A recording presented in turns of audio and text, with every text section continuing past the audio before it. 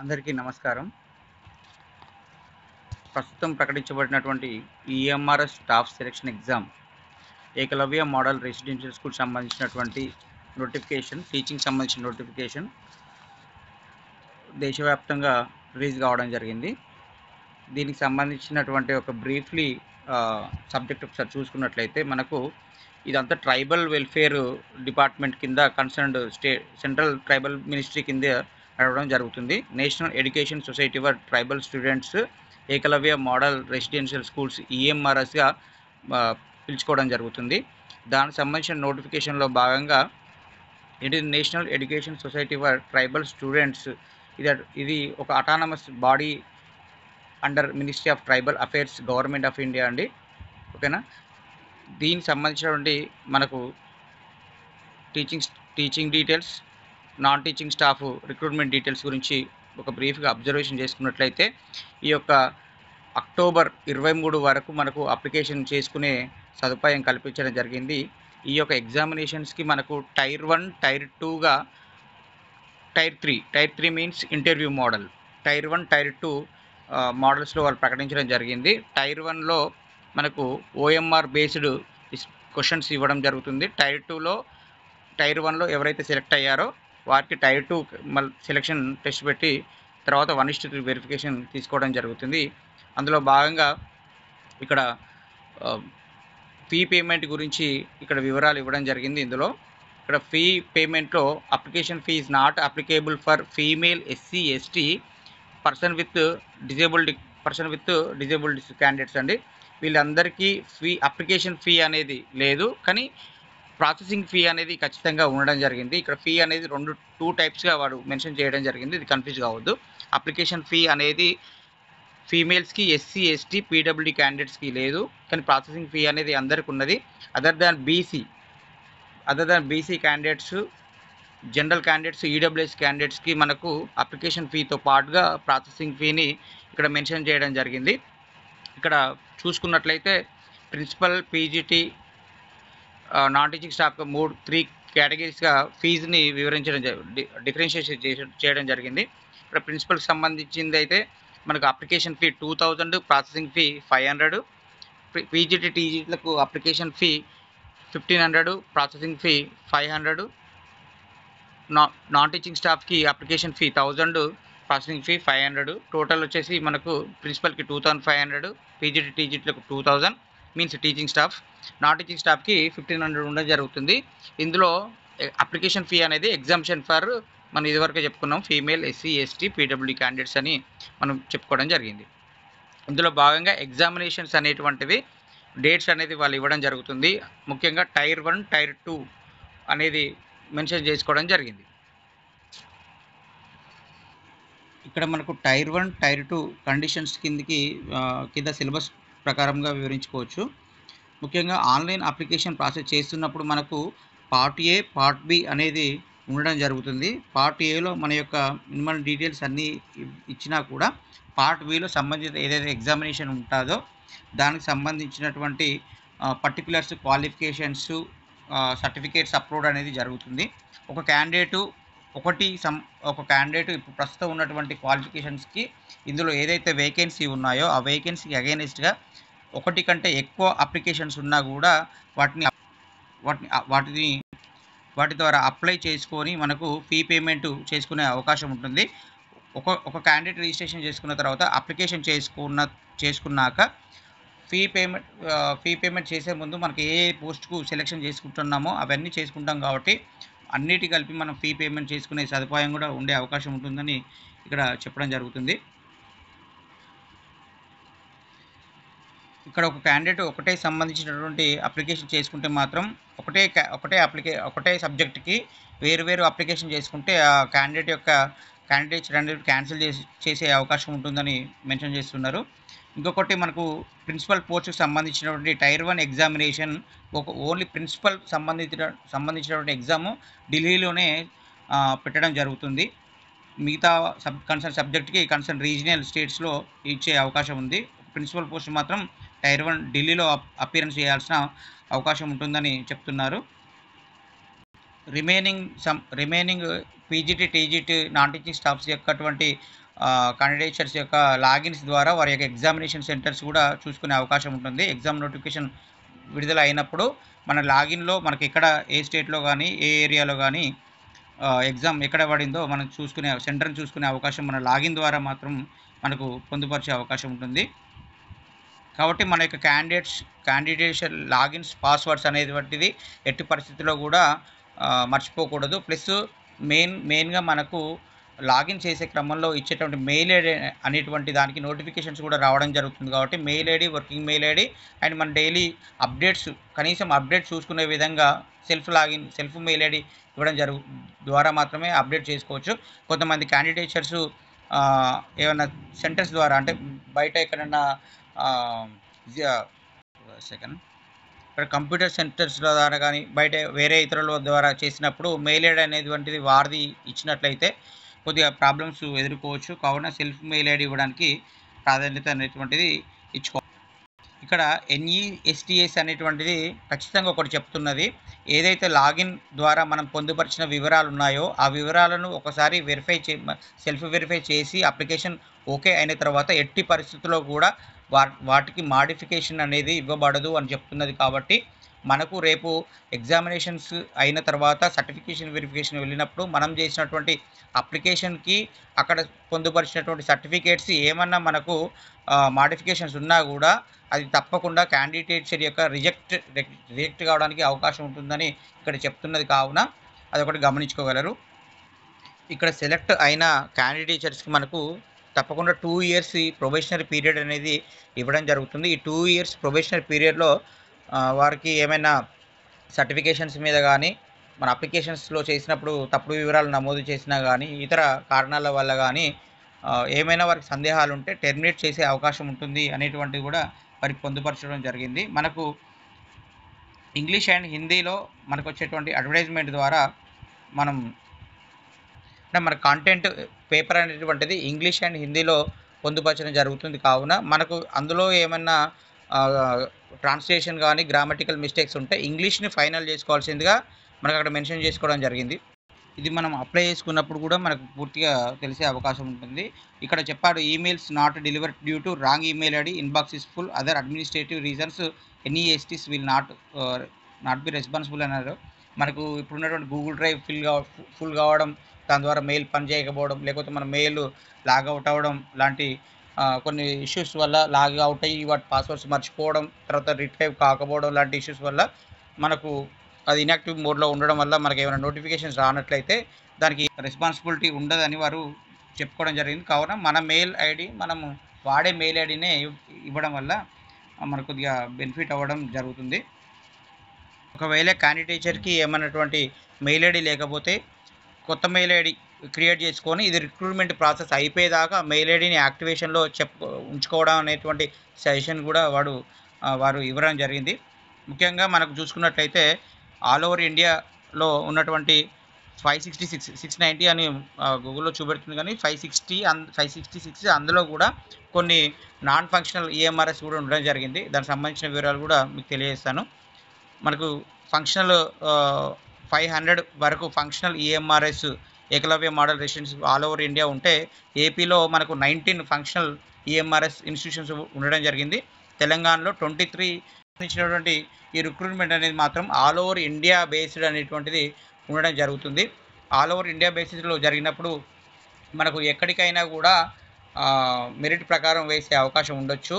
Transfers కూడా all over India పెట్టుకునే అవకాశం ఉంటుందని కూడా నోటిఫికేషన్లో పేర్కోవడం జరిగింది. ఇందులో భాగంగా for example Telangana candidate, Andhra Pradesh candidate, Telugu candidate Rajasthan కానీ బీహార్ కానీ వేరే స్టేట్ కానీ వెళ్ళినప్పుడు మనకి ఇచ్చినటువంటి 2 years ప్రొబేషనల్ పీరియడ్లో మనకు ఇంగ్లీషు హిందీతో పాటుగా అక్కడ ఉన్నటువంటి లోకల్ లాంగ్వేజ్ కూడా నేర్చుకోమని చెప్పడం జరిగింది. ఆ 2 years ప్రొబేషనల్ పీరియడ్లో లాంగ్వేజ్ ప్రొఫిషియన్సీ టెస్ట్ని కూడా వారు కండక్ట్ చేయడం జరుగుతుంది. ఆ ప్రొబేషనరీ పీరియడ్ని కూడా కొంచెం పొడిగించే అవకాశం ఉంటే వారు ఉండొచ్చు, అది అప్పటి గైడ్లైన్స్ ప్రకారం ఉండొచ్చు. కానీ ఈ ప్రొబేషనరీ పీరియడ్లో లోకల్ లాంగ్వేజ్ మీద మనకు పట్టు రావాల్సిన అవకాశం ఉంటుంది. అందులో భాగంగా లాంగ్వేజ్ ప్రొఫిషియన్ టెస్ట్ కూడా మనం పాస్ కావడం జరగాలి. టోటల్గా చూసుకున్నట్లయితే అన్ని కేటగిరీస్ ప్రకారం మనకు 7,267 వేకెన్సీస్ని అరైజ్ చేయడం జరిగింది. అందులో ప్రిన్సిపల్ పోస్టులు 225, PGTs 1460, TGTs training graduate teachers 3,962, female staff nurse 550, hostel wardens 635, accountant post 61, junior secretary assistants JSA 228, lab attendant 146, total 7,267 పోస్ట్ని అరైజ్ వేకెన్సీగా పెట్టుకోవడం జరిగింది. ఇందులో ప్రిన్సిపల్ పోస్ట్స్ టోటల్ 225లో అన్రిజర్వ్డ్ కేటగిరీ 116 ఇవ్వడం జరిగింది. ఇక్కడ ఓబీసీ ఎన్సీఎల్ అన్నారు. ఎన్సీఎల్ అంటే నాన్ క్రిమిలేయర్. ఓకే, మనకు సెంట్రల్ వైజ్ ఇది సెంట్రల్ పోస్ట్ కాబట్టి మనకు లోకల్ ఇచ్చినటువంటి బీసీ కమ్యూనిటీ సర్టిఫికేట్ కాకుండా మనం నాన్ క్రిమిలేయర్ని ఇక్కడ పొందుపరుచుకోవాల్సిన అవకాశం ఉంటుంది. అప్లోడ్ కాడ నాన్ క్రిమిలేయర్ సర్టిఫికేట్ అడగడం జరుగుతుంది బీసీ వారికి, అదొకటి గుర్తుంచుకోండి. ఎస్సీకి 33, ఎస్టీకి 16, టోటల్ 225. ఓకే, ఇందులో పీజీటీస్ వచ్చేసరికి మనకు 1460 పోస్టులలో మనకు అన్రిజర్వ్డ్లో 611 పోస్ట్ ఇవ్వడం జరిగింది. ఈడబ్ల్యూఎస్లో 141, ఓబీసీలో 388, ఎస్సీలో 215, ఎస్టీలో 105. మళ్ళీ different visual impairment, hearing impairment, locomotor disability, other కేటగిరీస్కి కొన్ని ఇవ్వడం జరిగింది. 45 + 14 15 పోస్టులు డిజబిలిటీ కేటగిరీకి ఇవ్వడం జరిగింది. ఇక్కడ ఇందులో భాగంగా మళ్ళీ మనకు సబ్జెక్టు ఇప్పుడు బీఎడ్ చేసుకుంటాం కదా, బీఎడ్లో మన methodology Telugu or physical science, mathematical, social సంబంధించిన కన్సర్న్ సబ్జెక్ట్కి పర్టికులర్గా ఇక్కడ ఇవ్వడం జరిగింది. మనకు మొత్తం 611లో అన్రిజర్వ్ 1460లో మనకు ఇంగ్లీష్లో 112, హిందీలో 81, మ్యాథ్స్లో 134, కెమిస్ట్రీలో 169, ఫిజిక్స్లో 188, బయాలజికల్ సైన్స్లో 99, హిస్టరీలో 140, జియోగ్రఫీ 98, కామర్స్లో 120, ఎకనామిక్స్లో 155, కంప్యూటర్ సైన్స్లో 154 ఇవ్వడం జరిగింది. ఇందులో మళ్ళీ మనకు రోస్టర్ యూఆర్ ఈడబ్ల్యూఎస్ మనకు రోస్టర్ ప్రకారంగా మళ్ళీ డిఫరెన్షియల్ కేటగిరీ అనేది చేయడం జరుగుతుంది. అది మళ్ళీ డీటెయిల్గా రిజర్వేషన్ కేటగిరీ ఉంటే మనము చూద్దామండి. ఇందులో బాగా ఇది ఒకటి గుర్తుపెట్టుకోవాలి, ఇన్ని పోస్టులు ప్రకటించినప్పుడు 7,267 పోస్టులు అన్నీ కూడా కన్సర్న్ సబ్జెక్టుగా అనేటువంటిది ఒకటి ఐడియా ఉండాలి.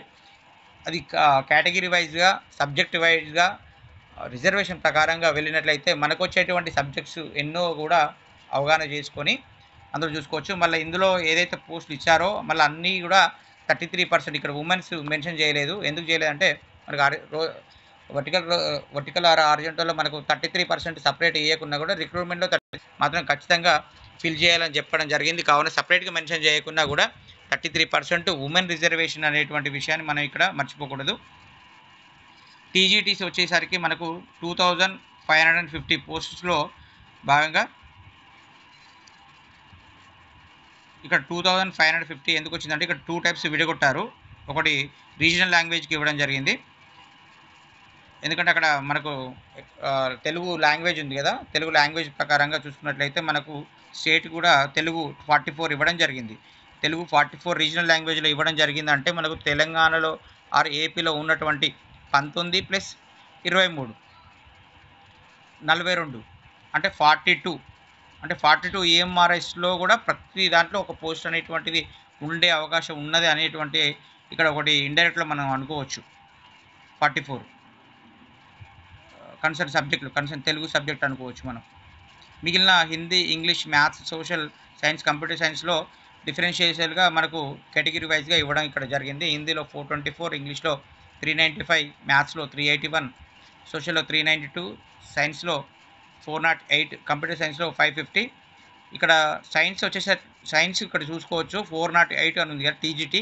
మళ్ళీ ఇందులో వచ్చేసరికి మళ్ళీ బయాలజికల్ సైన్స్, ఫిజికల్ సైన్స్ పెట్టే అవకాశం ఉంటుంది. ఇక్కడ ప్రకటించలేదు అనుకుంటా, కానీ ఇక్కడ ఏ సైన్స్ అనేది ఇవ్వడం లేదు. బయాలజికల్ సైన్స్కు మనకు ఫిజికల్ సైన్స్కి మనకు డిఫరెన్షియేషన్ ఇక్కడ టీజీటీలో ఇవ్వలేదు. ఇక్కడ మనం అనుకున్న టీజీటీని మళ్ళీ లాంగ్వేజ్ బైఫర్కేషన్ చేస్తే స్టేట్ వైజ్ అంటే లాంగ్వేజ్ వైజ్గా మనకి ఇక్కడ ఇవ్వడం జరిగింది. 223 పోస్టులను మనం ఇక్కడ ఏదైతే అనుకున్నామో వాటిని ఇక్కడ అందులో నుంచి మేనేజ్ చేసి ఇక్కడ 223 ఇవ్వడం జరిగింది. అందులో తెలుగుకు 44 ఇచ్చాడంటే Telugu states AP and Telangana 2 కాబట్టి ఏపీలో మనకు 19 ఇన్స్టిట్యూషన్స్ ఉన్నాయి, టీజీలో 23, తెలంగాణ 23 ఈఎంఆర్ఎస్ ఉన్నాయి కాబట్టి రెండు కలిపితే మనకు 42 ఇన్స్టిట్యూషన్స్లో మనకు 44 పోస్టులు అనేటువంటిది ఎరైజ్ చేయడం జరిగింది. మన టీజీటీ ట్రైనింగ్ గ్రాడ్యుయేట్ టీచర్స్లో మనకు కల్చర్ మిస్లీనియస్ పోస్టులు కూడా ఇవ్వడం జరిగింది. Music, arts, PETs, male and female, librarian పోస్టులు కూడా ఉండడం జరిగింది. ఇక్కడ లైబ్రేరియన్ కూడా మెన్షన్ చేయడం జరిగింది 124 పోస్టులని. ఓకేనా, ఈ 124 లైబ్రేరియన్ పోస్టులు కూడా ఇక్కడ టీచింగ్ స్టాఫ్లోనే మెన్షన్ చేయడం జరిగింది, నాన్ టీచింగ్ స్టాఫ్గా పరిగణించలేదు. అదొకటి గుర్తుపెట్టుకోవాలి. అప్లై చేస్తున్నప్పుడు ఇక్కడ కన్ఫ్యూజ్ కావడం జరుగుతుంది. లైబ్రరీ అనేది ఈఎంఆర్ఎస్లో టీచింగ్ పోస్ట్గానే మెన్షన్ చేయడం జరిగింది. కాబట్టి అప్లికేషన్ ఫీ చేసే క్రమంలో non teaching staff, teaching staff అనే కొద్దిగా కన్ఫ్యూజ్ అయ్యే అవకాశం ఉంటుంది. ఇక్కడ చూసుకోవచ్చు. టీచింగ్ పోస్టులని మనకు లైబ్రరీని ఇవ్వడం జరిగింది. పీఈటీస్ని, ఆర్ట్స్, మ్యూజిక్ ఇవన్నీ కూడా టీచింగ్ స్టాఫ్ కిందనే మిస్లేనియస్ కేటగిరీ ఆఫ్ టీచర్స్ అన్నాడు, అక్కడ కన్ఫర్మ్ అన్నాడు కాబట్టి టీచర్స్ కిందనే మెన్షన్ చేయడం జరిగింది. ఇందులో మళ్ళీ డిఫరెన్షియేషన్ వైజ్గా ఇవ్వడం జరిగింది. డిజబిలిటీ కేటగిరీలో visual impairment, hearing impairment, locomotor disability, other కేటగిరీస్కి కొన్ని మెన్షన్ చేయడం జరిగింది. అందులో కూడా కేటగిరీస్లో కూడా కండిషన్స్ పెట్టడం జరిగింది. అది కింద క్లియర్గా పొందుపరిచారు. నాన్ టీచింగ్ స్టాఫ్లో వచ్చేసరికి మనకు hostel warden male and female, hostel wardens male and female ఇవ్వడం జరిగింది సపరేట్గా. తర్వాత ఫీమేల్ స్టాఫ్ నర్స్ని ఇవ్వడం జరిగింది. అకౌంటెంట్ను, జూనియర్ సెక్రటేరియట్ అసిస్టెంట్స్ని ఇవ్వడం జరిగింది. ల్యాబ్ అటెండెంట్స్ని ఇవ్వడం జరిగింది.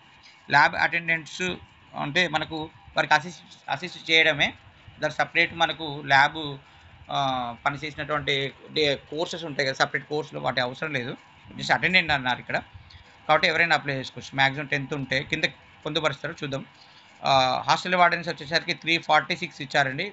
All over India 346. Hostel warden female 289, female staff nurse 550, accountant 61, junior secretary assistant 228, lab attendant 146 ఇవ్వడం జరిగింది. ఇందులో కేటగిరీస్గా మళ్ళీ మనకు unreserved, EWS, OBC, SC, ST, ఇవి మళ్ళీ అదర్ డిజబిలిటీ కేటగిరీస్కి మెన్షన్ చేసుకోవడం జరిగింది. ఒకసారి మీరు చూసినట్లయితే ఇదొక షీట్ని స్క్రీన్ షాట్ తీసుకున్నట్లయితే మన కేటగిరీకి ఎన్ని పోస్టులు ఉన్నాయో చూసుకోవచ్చు.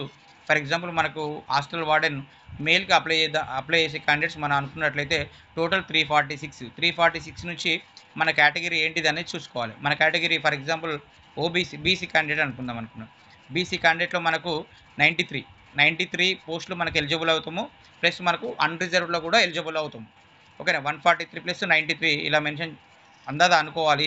143 + 93 అంటే మనకు 236 అనే పోస్టులు అనేవి ఉండడం జరుగుతుంది. ఈ 236లో 33% ఉమెన్స్కి పోవడం జరుగుతుంది. 236లో మనకు కొన్ని పోస్టులు అనేది రావడం జరుగుతుంది. అందులో భాగంగా మనకు బీసీలో బీసీఏ, బీసీ ఆల్ ఓవర్ ఇండియాలో మనకు బీసీ రిజర్వేషన్ చూసుకున్నట్లయితే ఎందులో చూస్తే ఆ పర్సంటేజ్ను క్యాల్కులేషన్స్ కొట్టుకున్నట్లయితే మనకు సంబంధించిన పోస్ట్ అనేటువంటిది 30, 40, 25 అనేటువంటి ఒక రావడం జరుగుతుంది. దానికి సంబంధించినటువంటి క్లియర్ పిక్చర్ అనేటువంటి అందాద కన్ఫర్మేషన్ కాకుండా క్లియర్ పిక్చర్ మన ముందు చూసుకున్నట్లయితే దీనికి సంబంధించినటువంటి నోటిఫికేషన్కి మనం ఎలా ప్రిపేర్ కావాలి, ఎట్లా టైం క్రియేట్ చేసుకోవాలి అనేటువంటిది ఉండడం జరుగుతుంది. 7000 పోస్టులు ఉన్నాయి కదా, నేను రోజుకు 2 గంటలు చదువుకుంటానంటే 7000 పోస్టులలో మనకు కేటగిరీకి మనకు సంబంధించి సబ్జెక్ట్కి వచ్చేసరికి మనకు ఉండేటువంటి 15-20 పోస్టులు మాత్రమే ఉండడం జరుగుతుంది. కాబట్టి ఆ పెద్ద నెంబర్ చూడొద్దు, దాన్ని కేటగిరీ వైజ్గా చూసుకొని ఒక ప్రిన్సిపల్ పెట్టుకున్నట్లయితే మనకు ఎన్ని పోస్టులు అనేది రావడం జరుగుతుంది, అదొకటి చూసుకోవాలి. ఇక్కడ మనకు special needs, disability, person with పీడబ్ల్యూస్ అండి. పీడబ్ల్యూడీ క్యాండిడేట్స్కి మనకు కొన్ని మెన్షన్ చేయడం జరిగింది. ప్రతి పోస్ట్కు ఫంక్షనల్ రిక్వైర్మెంట్స్ అడగడం జరిగింది. బెంచ్ మార్క్ డిజేబుల్స్ ఎవరైతే ఉంటారో వారికి ఏదైతే డిజబిలిటీ కేటగిరీకి రిజర్వేషన్ అక్కడ ఉందో కానీ వారికి ఫంక్షనల్ రిక్వైర్మెంట్స్ కూడా ఇవి ఉండాలని చెప్పడం జరిగింది. ఫర్ ఎగ్జాంపుల్ ఒకటి చూసుకున్నట్టయితే ప్రిన్సిపల్కి functional requirements SC, ST, BN, RW, SC, H, MF అని పెట్టుకోవడం జరిగింది. ఎస్ అంటే సిట్టింగ్ అండి, కింద మనకు అబ్రివేషన్స్ కూడా ఇవ్వడం జరిగింది, కన్ఫ్యూజ్ కావద్దు. సిట్టింగ్ ఉండాలి, స్టాండింగ్ ఉండాలి. బిఎన్ అనడం జరిగింది. బిఎన్ అంటే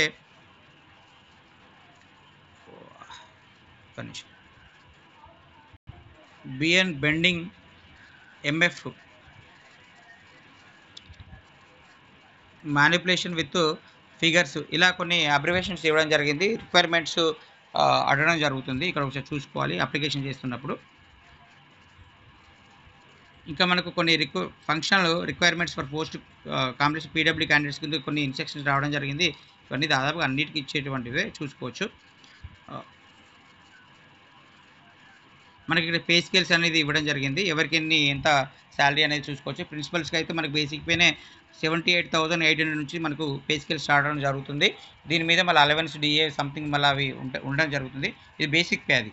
పీజీటీస్కి 47,600 నుంచి స్టార్ట్ అవ్వడం జరుగుతుంది. టీజీటీస్కి 44,900 ప్లస్ ఇన్సెంటివ్స్ టీఏ కానీ డిఏ కానీ ఇంకా హెచ్ఆర్ఏ ఇవన్నీ ఉండడం జరుగుతుంది. లైబ్రేరియన్కి 44,900 నుంచి ఇలా ఇలా మన కేటగిరీ వైజ్గా మనకు పే స్కేల్స్ అనేది కూడా మెన్షన్ చేసుకోవడం జరిగింది. ఇంకా మనకు ఎగ్జామ్ ప్యాటర్న్స్కి వచ్చేసరికి మెయిన్ పార్ట్ అయిన ఎగ్జామ్ ప్యాటర్న్స్ వచ్చేసరికి మనకు రీజనల్ న్యూమరికల్ ఎబిలిటీ ఎవరికి ఇది ప్రిన్సిపల్స్కి మనకు ఎన్ని పేపర్స్ ఇవ్వడం జరిగింది? ఫైవ్ పేపర్స్, అంటే 100 మార్క్స్లో 5 కాంపోనెంట్స్ ఇవ్వడం జరిగింది. టోటల్ వచ్చేసరికి మనకు 100 మార్క్స్కి ఓఎంఆర్ ఆబ్జెక్టివ్ బేస్డ్ ఎగ్జామ్ అన్నట్లయితే మనకిది రీజనింగ్ న్యూమరికల్ ఎబిలిటీ కింద 10 మార్క్స్ ఇవ్వడం జరిగింది. General awareness means current affairs కూడా అడిగే అవకాశం ఉంటుంది. దాని మీద 10 మార్క్స్ ఇవ్వడం జరిగింది. తర్వాత అకాడమిక్ అండ్ రెసిడెన్షియల్ ఆస్పెక్ట్స్లో ఎన్ఈఎస్టీసీ మనకి వెబ్సైట్లో కూడా ప్రిన్సిపల్ సంబంధించిన డీటెయిల్ మళ్ళీ సిలబస్ పెట్టుకోవడం జరిగింది. దానికి 30 మార్క్స్ ఇవ్వడం జరిగింది. అడ్మినిస్ట్రేటివ్ అండ్ ఫైనాన్స్ డీటెయిల్స్ దాని గురించి కూడా మనకు ప్రిన్సిపల్ అంటే మనకి ఇన్స్టిట్యూషన్ మొత్తం కూడా మేనేజ్ చేయాలి కాబట్టి అడ్మినిస్ట్రేషన్ అండ్ ఫైనాన్స్ మ్యాటర్స్ గురించి కూడా 30 మార్క్స్ని పొందుపరచడం జరిగింది. లాంగ్వేజ్ కాంప్రిహెన్సివ్ టెస్ట్ మనకు ఏంటిది? ఇది English, general English and general హిందీలో రెండింటికి 10 ఈచ్ మార్క్స్, 10 మార్క్స్ ఇంగ్లీష్కి, 10 మార్క్స్ హిందీకి పొందుపరచడం జరుగుతుంది. ఇది మనకు 5 పార్ట్స్గా వివరించడం జరిగింది 100 మార్క్స్కి. తర్వాత మనకు టైర్ 2 ఇందులో క్వాలిఫికేషన్ అయినాక 1:10 రేషియోలో మనకు టైర్ 2కి సెలెక్ట్ చేయడం జరుగుతుంది. ఈ టైర్ 2 క్యాండిడేట్స్కి మనకు 100 మార్క్స్ పెట్టడం జరిగింది. ఈ 100 మార్క్స్లో మనకు ఆబ్జెక్టివ్లో మనకు 40 మార్క్స్, డిస్క్రిప్ట్లో మనకు 60 మార్క్స్. ఓకేనా? 40 మార్క్స్ ఆబ్జెక్టివ్లో, 60 మార్క్స్ డిస్క్రిప్షన్ అంటే మనకు థియరీ మోడల్లో. అంటే 40 క్వశ్చన్స్ ఆబ్జెక్టివ్లో వస్తే 40 మార్క్స్ వస్తాయి. 15 క్వశ్చన్స్ మనకు డిస్క్రిప్షన్స్లో ఇస్తారు. థియరీ మోడల్లో 15 క్వశ్చన్లు ఇస్తే ఒకదానికి 4 మార్క్స్ ఈచ్ వన్ 4 మార్క్స్ చొప్పున 60 మార్క్స్ పొందుపరచడం జరిగింది. ఇందులో 100 మార్క్స్కి ఉండడం జరిగింది. ఇందులో సెలెక్ట్ అయినటువంటి 1:3 క్యాండిడేట్స్కి మనకు ఇంటర్వ్యూ మోడల్ పిలవడం జరుగుతుంది. ప్రిన్సిపల్ పోస్టులకే ఇంటర్వ్యూ ఉంది, వేరే దేనికి లేదు. వీరికి 1:3లో పిలిచి వారికి ఇంటర్వ్యూ బేస్డ్ మళ్ళీ 40 మార్క్స్ మెన్షన్ చేయడం జరిగింది.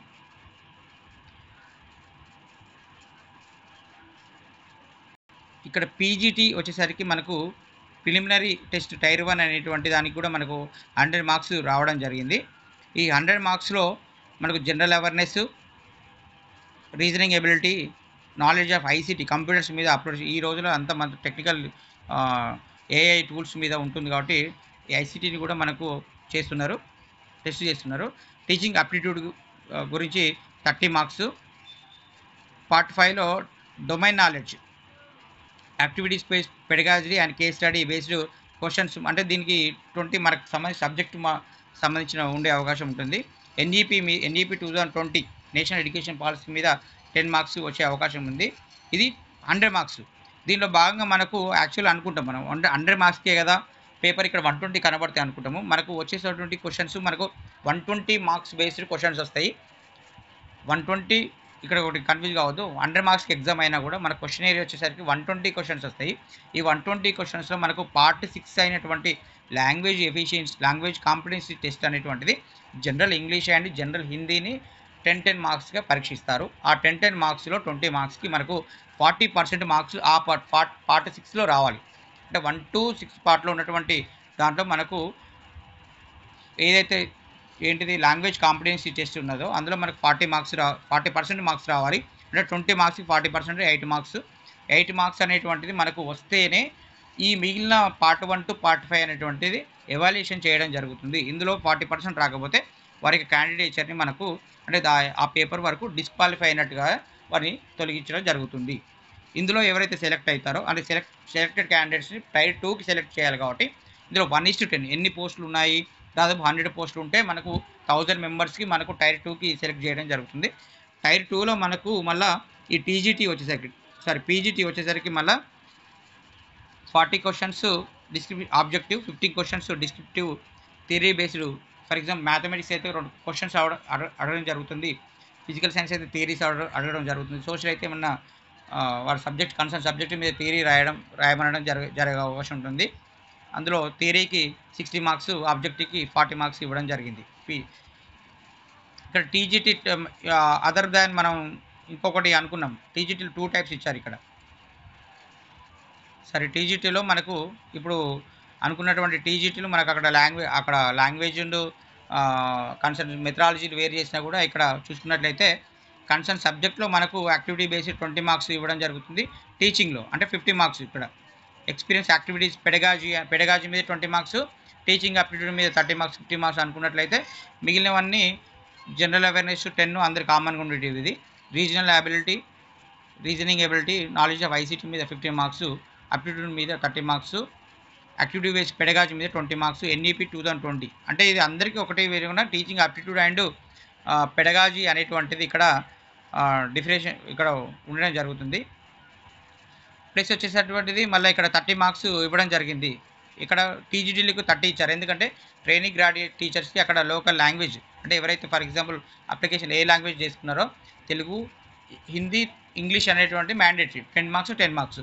అదర్ రీజనల్ లాంగ్వేజ్ ఎవరైతే ఇప్పుడు తెలంగాణ నుంచి రాస్తున్నాం కాబట్టి మనం తెలుగులో అప్లై చేసుకునే అవకాశం, తెలుగు కూడా ఇంకో ఆప్షన్ కింద పెట్టుకుంటాం కాబట్టి ఆ 30 మార్క్స్ కింద చూసుకున్నట్లయితే ఆ 30 మార్క్స్లో మనకు 40% మార్క్స్ అనేది వచ్చినట్లయితేనే మిగిలిన పేపర్ని వాల్యుయేషన్ చేస్తారనేటువంటిది కూడా ఒకసారి చూసుకోవాలి. పార్ట్ 6 అనేటువంటిది క్వాలిఫికేషన్ మార్క్స్, ఓన్లీ మనకు క్వాలిఫికేషన్ మార్క్సే.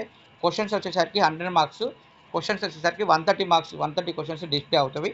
ఆ 30 అనేది క్వాలిఫికేషన్గా చూసుకోవచ్చు. కింద మనకు ఛాయిస్ ఇవ్వడం జరిగింది. ఏ లాంగ్వేజ్ ఎగ్జామ్ చూసుకోవచ్చు. పార్ట్ 6కి మనకు ఒకటి ఆప్షనల్ లాంగ్వేజ్ ఇవ్వడం జరిగింది. అందులో అస్సామీ, బెంగాలీ, బోడో, డోగ్రీ, ఇంగ్లీష్, గారో, గుజరాతీ, హిందీ, కన్నడ, కాశ్మీరీ, కాశీ, మలయాళం, మణిపురి, మరాఠీ, మిజో, నేపాలీ, ఒడియా, సుమతి, తెలుగు ఇక్కడ 19 ఇచ్చారు. ఉర్దూ ఇక్కడ మనం మ్యాక్సిమం తెలుగు సెలెక్ట్ చేసుకుంటాం. ఒకటి హిందీ, ఇంగ్లీష్ కాబట్టి తెలుగు ఖచ్చితంగా సెలెక్ట్ చేసుకుంటాం.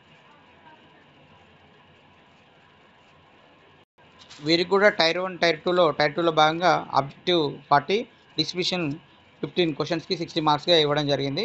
3 అవర్స్ ఎగ్జామినేషన్స్లో ఇవ్వడం జరిగింది.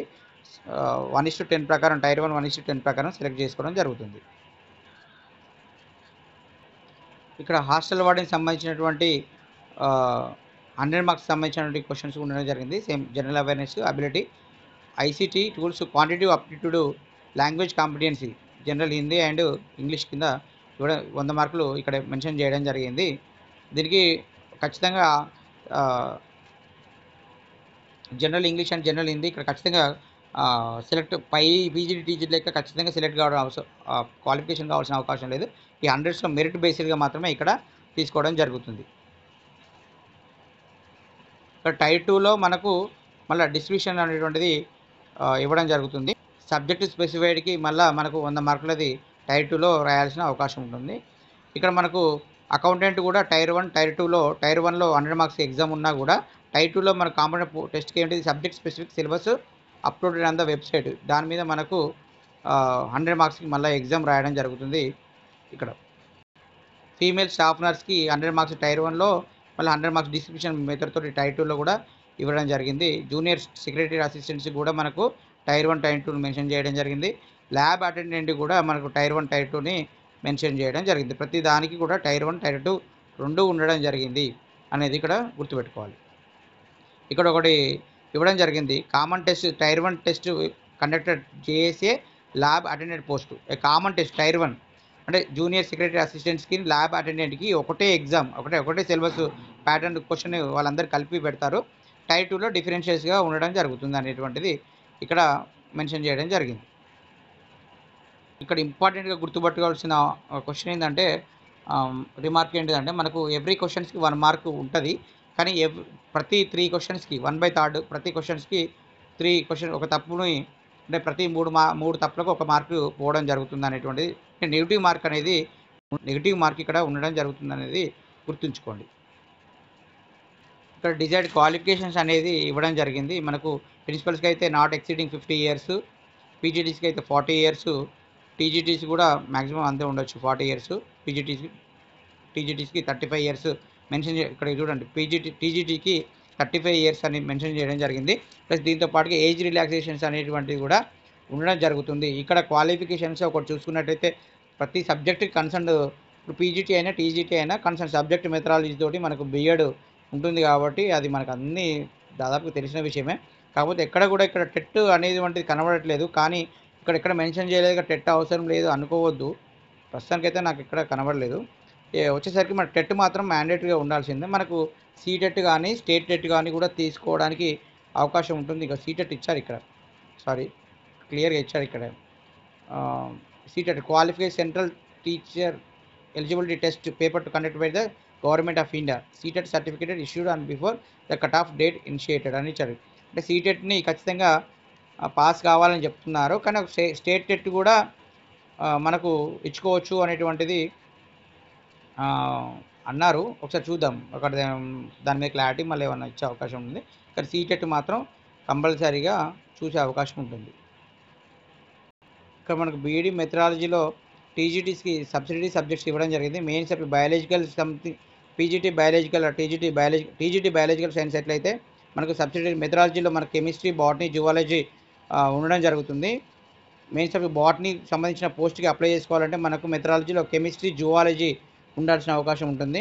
జువాలజీ సంబంధించిన మెయిన్ పోస్ట్కి మనకు కెమిస్ట్రీ, బాటనీ అనేటువంటిది ఇక్కడ ఉండడం జరుగుతుంది, కాబట్టి ఒకసారి గమనించుకోగలరు.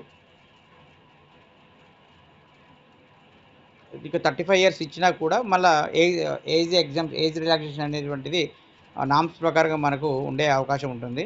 ఒకసారి ఇక్కడ మనకు మెన్షన్ చేస్తారు కాబట్టి చూద్దాము. ఇది డీటెయిల్స్ క్వాలిఫికేషన్స్ అండి. మనకు చూసుకున్నట్లయితే లైబ్రరీకి వచ్చేసరికి మనకు బిఎల్ఐసి 50 మార్క్స్ తోటి ఉండడం జరుగుతుంది. Or bachelor degree in BLIC మనకు 50 మార్క్స్, 50% ఆఫ్ మార్క్స్, లేకపోతే ఎంఎల్ఐసి 50 మార్క్స్ తోటి ఇవ్వడం జరుగుతుంది. డిజరబుల్ క్వాలిఫికేషన్స్లో మనకు నాలెడ్జ్ ఇన్ కంప్యూటర్ అప్లికేషన్ అడగడం జరుగుతుంది. ఫీమేల్ స్టాఫ్ నర్స్లో మనకు BSc honours nursing recognised university నుంచి అడగడం జరిగింది. ఇందులో డిఫరెన్షియల్స్గా ఉన్నాయి. Regular course in BSc nursing వారిని ఎలిజిబుల్గా మరి ప్రకటించడం జరుగుతుంది. హాస్టల్ వార్డెన్సీ మనకి ఏంటిది 4 years integrated graduation degree course ఉంచుకోవచ్చు, లేకపోతే bachelor regulation university bachelors degree, ఓకేనా, ఇది ఉన్నా కూడా మనకు పర్లేదు. ఎన్సిటీ రికగ్నైజ్డ్ ఇన్స్టిట్యూషన్ మాత్రమే ఇవి ఉండడం జరుగుతుంది అనేటువంటిది ఒకసారి చూసుకోవాలి.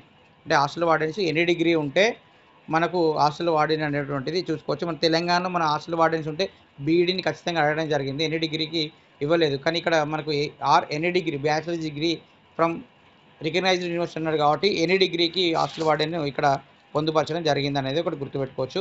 అకౌంటెంట్ని మనకు బ్యాచిలర్ డిగ్రీ ఇన్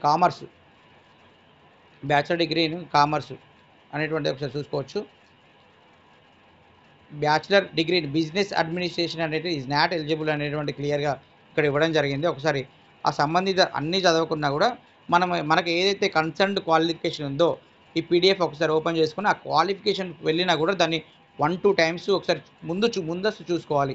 ఎందుకంటే అప్లికేషన్ బిఫోర్ చూసుకున్నట్లయితేనే మనకు అప్లికేషన్ చేసే ప్రాసెస్లో ఎటువంటి మిస్టేక్స్గా ఉండవు. మనం ఎంత గట్టిగా ప్రయత్నించినా, ఎంత ప్రిపరేషన్ చేసినా కూడా మన అప్లికేషన్లో ఎటువంటి చిన్న మిస్టేక్ చేసినా మనం చేసినటువంటి ఇన్ని రోజుల కష్టమైనటువంటి ప్రిపరేషన్ అంతా వేస్ట్ అయ్యే అవకాశం ఉంటుంది. కాబట్టి ఇది ఒకటి మీరు చూసుకోవాలి. జూనియర్ సెక్రటరీ అసిస్టెంట్ జేఎస్ఏ పోస్ట్కి సీనియర్ సెకండరీ ఇక్కడ ఇచ్చారు. 12th class certificate from any recognised post of processing minimum spend of 35 speed of 35 words per minute in English typing, 30 words per minute ఇన్ హిందీ టైపింగ్. ఇక్కడ జూనియర్ సెక్రటరీ అసిస్టెంట్స్కి ఇక్కడ ఇవ్వడం జరిగిందండి. ఏమని ఇచ్చారు, ఇంటర్ ఉన్నా సరిపోతుంది, కానీ ఇక్కడ ఏమన్నాడు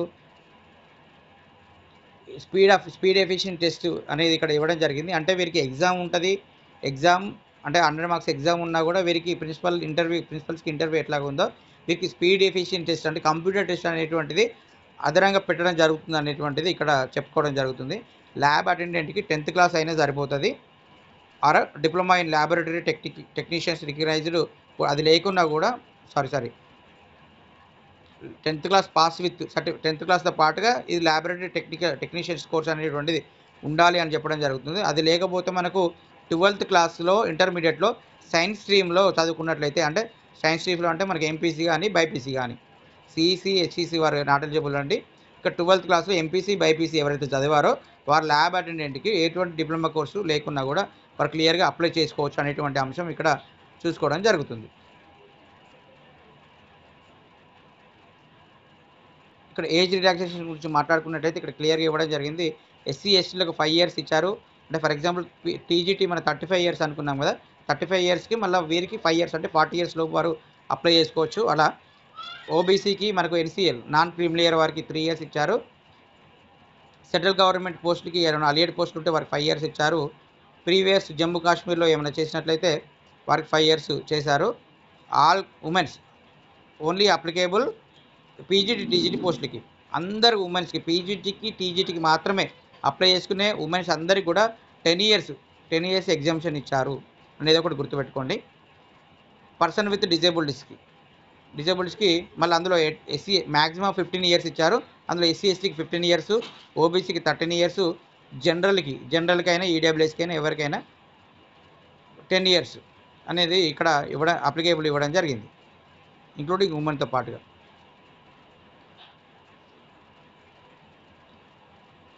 అసలు ఈఎంఆర్ఎస్లో ఆల్రెడీ కాంట్రాక్ట్ పోస్టులు కానీ ఏమైనా ఎంటీఎస్ పోస్టులు కానీ ఎవరైనా చేసినట్లయితే వారికి 55 ఇయర్స్ వరకు డైరెక్ట్ ఈఎంఆర్ఎస్లో చేసినటువంటి సర్టిఫికేట్ ఉంటే 55 ఇయర్స్ వరకు కూడా మరి అప్లై చేసుకోవచ్చు అనేది ఇక్కడ చెప్పండి. ఇక్కడ ఈడబ్ల్యూఎస్ క్యాండిడేట్స్కి ఇక్కడ క్లియర్గా ఇవ్వడం జరిగింది.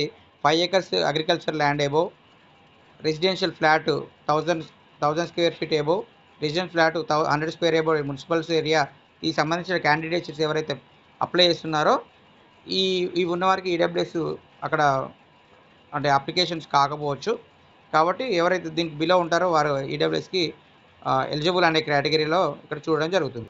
ఇక్కడ మనకు వెరిఫికేషన్స్లో ఇక్కడ క్లియర్గా ఇచ్చారండి. ఇక్కడ ఏమన్నాడు, NESTs and his application and appointment also, ఎందుకంటే ప్రొవిజనల్ పీరియడ్ అన్నారు కాబట్టి appointment will be rejected for with the applicant has provided wrong information or submitted false documents, has suppressed relevant information, has resorted to the unfair means during the recruitment process, are found guilty impersoning, has created disturbance affecting smooth conduct of written OMR based exams. ఈ విషయంలో ఎక్కడ కూడా irrelevant photograph also ఎక్కడా కూడా మనకు mistake చేసినా కూడా candidature యొక్క అటువంటి అప్లికేషన్ని రిజెక్ట్ చేయడం జరుగుతుంది. ఎక్కడైనా జాబ్లోకి ఎక్కినా కూడా ప్రొబేషనరీ పీరియడ్లో కూడా క్యాన్సిల్ చేసే అవకాశం ఉంటుందని చూసుకున్నారు. కాబట్టి అప్లికేషన్ అనేటువంటిది మొబైల్లో చేయకుండా ఒక డెస్క్టాప్ని యూజ్ చేయడం చాలా బెటరు, ఎందుకంటే జంప్ అయ్యే అవకాశం ఉంటుంది. నెట్వర్క్ ఇష్యూస్ రావడం వల్ల స్పెల్లింగ్స్ మిస్టేక్స్ పోయే అవకాశం ఉంటుంది. కాబట్టి 1-2 సార్లు చూసుకోవచ్చు. మనకు రోజు అలవాటు ప్రకారంగా మనం రాసిన పేర్లు వేరే ఉంటాయి. సర్టిఫికేషన్లో పేరు ఫుల్ నేమ్తో కానీ లేకపోతే సర్నేమ్ అటో ఇటో లెఫ్ట్ ఆర్ రైట్ ఉండే అవకాశం ఉంటుంది. కాబట్టి ఆ చిన్న మిస్టేక్స్ని మనకు పెద్ద పొరపాట్లుగా ఉంటాయి. కాబట్టి ఆ విషయాల్ని ఒకసారి గమనించుకొని ఈ డీటెయిల్స్ని ఒకసారి ఒకసారి పీడిఎఫ్ చూసుకున్నట్లయితే ఎగ్జామినేషన్ ప్యాటర్న్స్ గురించి కూడా ఇంకో క్లాసు అంటే ఇంకో వీడియో తీసి మీకు చెప్పడం జరుగుతుందండి. ఇక్కడ ఒకటి మనం చూసుకున్నట్లయితే మన కట్ ఆఫ్ డేటు మీన్స్ మనకు అప్లికేషన్ డేటు అక్టోబర్ 23కి క్లోజ్ చేస్తున్నాం. కాబట్టి అక్టోబర్ 23 వరకు మాత్రమే మనకు ఎలిజిబిలిటీ క్రైటీరియాలో ఏదైనా ఏజ్ ఎగ్జామ్షన్స్ కానీ ఇతర ఎగ్జామ్షన్స్ ఏమున్నా కూడా ఆ అప్లికేషన్ లోపలనే మాత్రమే మనకు ఉండే అవకాశం ఖచ్చితంగా చేసుకోవాలి. అప్లికేషన్ దాటిన తర్వాత రిక్రూట్మెంట్ ఇంకో సంవత్సరం తర్వాత అవుతుంది. అప్పటి వరకు మనకు 52 ఇయర్స్ అంటే అప్పటి వరకు కూడా మనకు ఎలిజిబుల్ లేకున్నా కూడా చేసే అవకాశం ఉండదు. కాబట్టి అదొకసారి గమనించుకోవాలి. వీటి ప్రకారం ఒకసారి బ్రీఫ్గా చూసుకున్నట్లయితే క్యాండిడేచర్కి separate mail ID, active mail ID ఉంచుకోవాలి. ఎప్పటికప్పుడు అప్డేట్ చేసుకుంటూ కూడా అంటే అప్డేషన్స్ చెక్ చేసుకునే విధంగా మెయిల్ ఐడి ఉండాలి, మెయిల్ ఇన్బాక్స్ ఉండకూడదు. ఇంకొకటి మనకు ఎగ్జామినేషన్స్లో మనకు నెగిటివ్ మార్క్స్ ఉన్నది 1/3 నెగిటివ్ రేషియో ఉంది. కాబట్టి అదొకటి చెక్ చేసుకోవాలి. మళ్ళీ మనకు ఏదైతే ఇన్స్టిట్యూషన్స్ ఉన్నాయో ఇన్స్టిట్యూషన్స్ మీద కూడా అవగాహన ఉంచుకొని మనకు తెలంగాణలో 23 ఇన్స్టిట్యూషన్స్, ఏపీలో 19 ఇన్స్టిట్యూషన్స్, ఆల్ ఓవర్ ఇండియాలో 566 వరకు కూడా మనకు ఈఎంఆర్ఎస్ ఇన్స్టిట్యూషన్స్ ఉండడం జరిగింది అనేటువంటి సీటెట్ క్వాలిఫికేషన్స్ తోటి మాత్రమే అప్లై చేసుకునే అవకాశం అక్కడ ఉన్నదని జరిగింది. కానీ గూగుల్లో వేరే సైట్స్లో చూసుకున్నట్లయితే మనకు స్టేట్ టెట్ కూడా ఆబ్లిక్ స్టేట్ టెట్ పెట్టడం జరిగింది. మరి అది ఆబ్లిక్ అనేది మెన్షన్ చేయలేదు కాబట్టి సీటెట్ అనే ఒకటి అనుకోవాలి. కాబట్టి ఈ విషయాన్ని పరిగణనలోకి తీసుకొని ఎప్పుడైనా అప్లికేషన్ చేసే క్రమంలో డీటెయిల్ నోటిఫికేషన్ ఒక ప్రింట్అవుట్ తీసుకొని ఒకసారి చూసుకోవాల్సిందిగా రిక్వెస్ట్ చేస్తున్నాను. మనది నా పేరు Kapil Reddy, SDP study circle. Thank you అండి.